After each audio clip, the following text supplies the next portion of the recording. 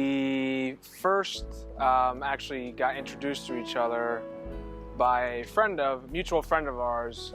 We met at a Dom's Tavern in Belmar, actually. And I remember that specific night just sitting there, and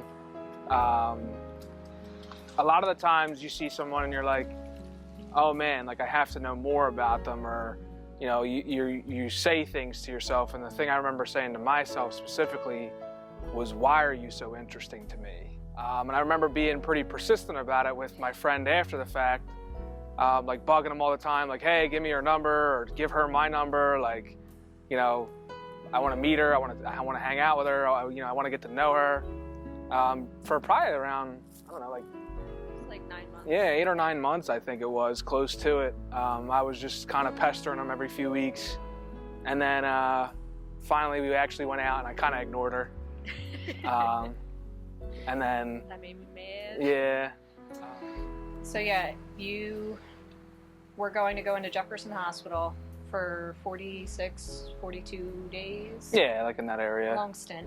Yeah. Right after we met, pretty much. And I didn't get to talk to you until like 8 months after that. How was that for you?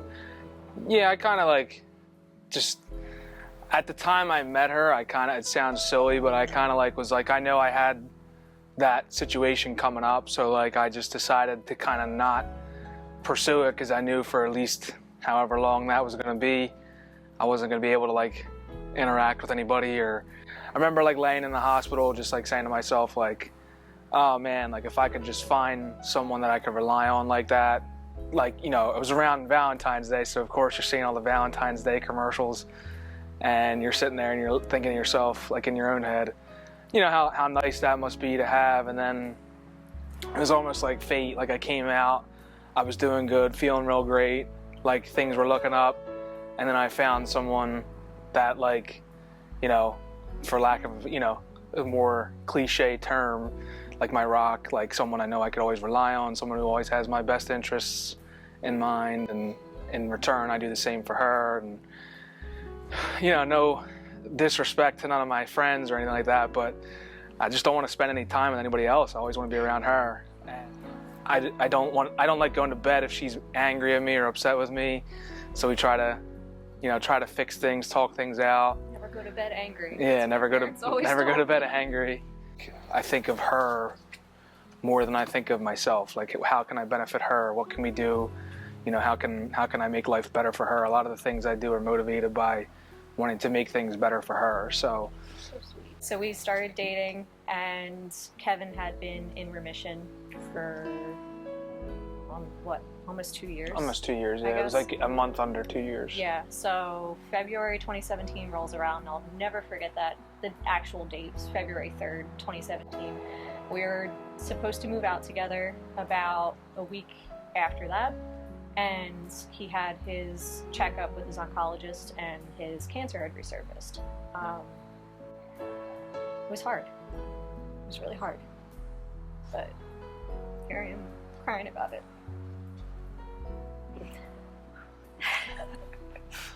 I'm a wimp, I cry at everything.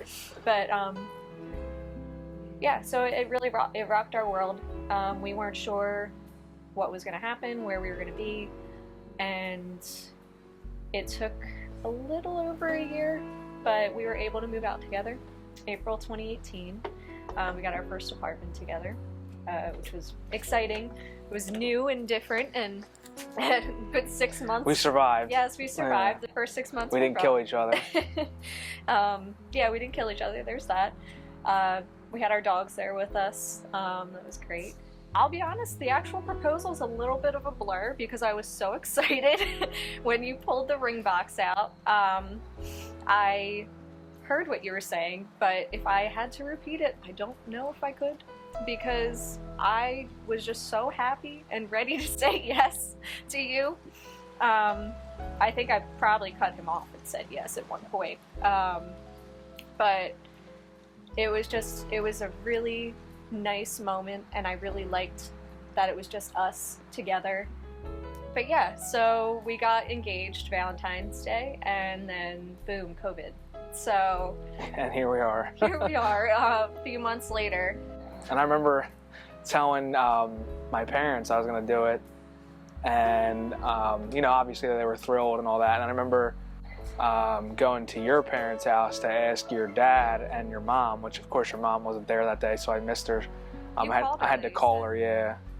Well, I think actually your dad called her when she got home, or called with her when she got home, so I could ask her. But I remember talking to your dad about it, and your dad was like, you know, I've known your dad for 4 or 5 years now, and he was the most happy I've ever seen him. So that's like one of the more positive memories I have from the whole experience too. So.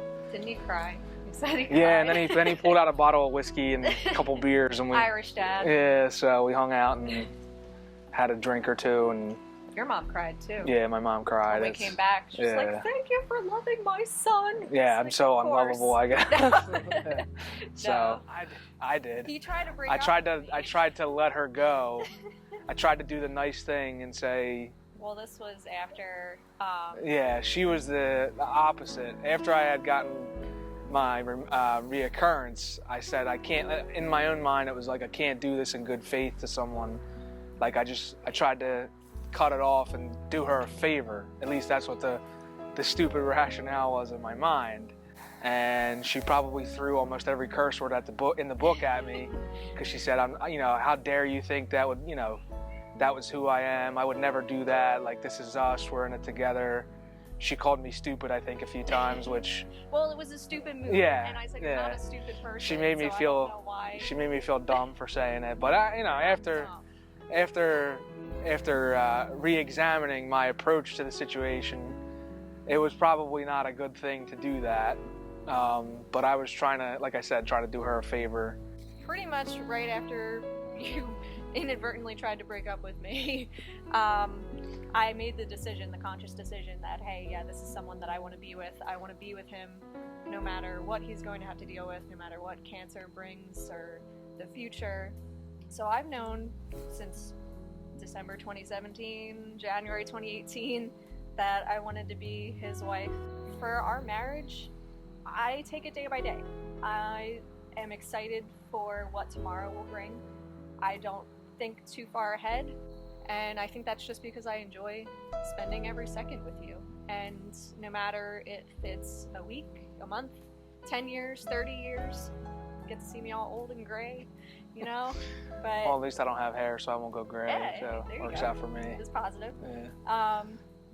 We'll probably have some kids down the road, maybe some more dogs, who knows. We love our dogs, wish they could be here. But yeah, that's our outlook. We stay positive, and that gets us through anything that life can throw at us. The marriage aspect of it, I think obviously just getting to spend the rest of my life with my best friend, like I said earlier, you know, live-in best friend kind of thing. For